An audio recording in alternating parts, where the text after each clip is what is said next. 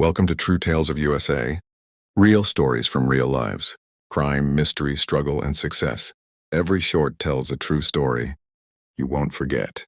Don't forget to subscribe my YouTube channel. Buyer. The grandmother who stopped baking cookies. Everyone in the neighborhood called Evelyn Harper Cookie Grandma. For decades, her small blue house on Elm Street smelled of vanilla, cinnamon, and warm sugar.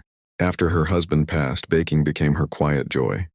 She'd leave tins of chocolate chip, oatmeal raisin, and snickerdoodles on porches for new neighbors, grieving families and children walking home from school. When her daughter Sarah's family needed a place to stay after a job loss, Evelyn opened her door and her oven without hesitation. Sarah, her husband Mark, and the two teenage grandchildren, Lily and Ethan, moved in just until Mark finds steady work. Evelyn turned the guest room into a bedroom for the kids and kept baking. Every afternoon, fresh cookies appeared on the kitchen counter.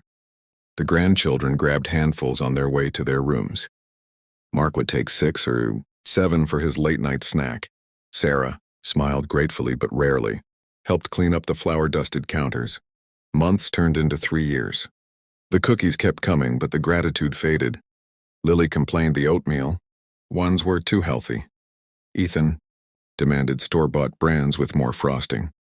Mark, still unemployed, lounged in Evelyn's favorite recliner watching sports while crumbs fell onto the upholstery. One evening, as Evelyn pulled a tray of peanut butter cookies from the oven, Mark waved a hand. "Gran, you don't have to keep doing this. You just sit around baking all day anyway. Maybe try something useful, like looking for coupons." Evelyn froze, oven mitt still in hand. The word stung deeper than she expected. She set the tray down, covered it with foil, and said nothing. That night she locked the pantry door, the one with the extra flour, sugar, and chocolate chips, and went to bed early. The next morning, the kitchen was silent. No aroma drifted through the house. The grandchildren wandered in, expecting their usual pile of cookies. The counter was empty. "Where are they?" Lily asked. Evelyn, sipping tea at the table, replied calmly, "I'm taking a break from baking." Ethan rolled his eyes. "Whatever. Can we order pizza tonight?" Mark grunted from the living room. "About time you stopped wasting ingredients." For a week, Evelyn cooked simple meals but baked nothing. The house felt different, quieter, less sticky. Sarah noticed first. "Mom, the kids miss your cookies." Evelyn smiled softly. "They'll survive." Then she did something she'd been considering for months. She rented a small commercial kitchen space downtown through a local maker's co-op. With her pension and a little savings, she bought professional pans, packaging, and a simple logo, Evelyn's Classics. Back home, the grandchildren stopped complaining about healthy cookies because there were none. Mark's late-night snacks became chips from the store paid for with Sarah's new part-time salary. One evening, Sarah found Evelyn reviewing orders on her tablet. "Mom, you're selling cookies?" Evelyn nodded. "Yes, and I'm no longer just sitting around."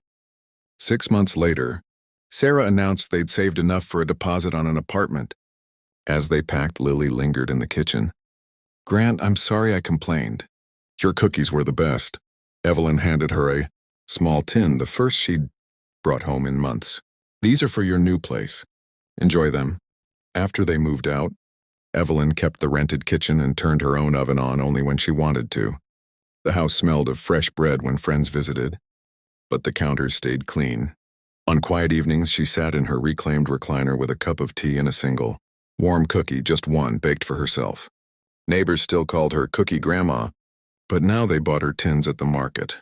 And Evelyn, at 72, had turned her useless hobby into a small business that paid for a weekend trip to the coast every year. She no longer baked to be needed. She baked because it made her happy, and that was enough. She started small, farmers markets on Saturdays. Her chocolate chip cookies sold out in an hour. Word spread. A local cafe asked to stock them, then a gift shop. Soon online orders trickled in.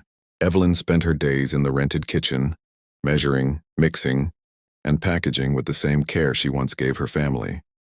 The work was steady, profitable, and entirely hers.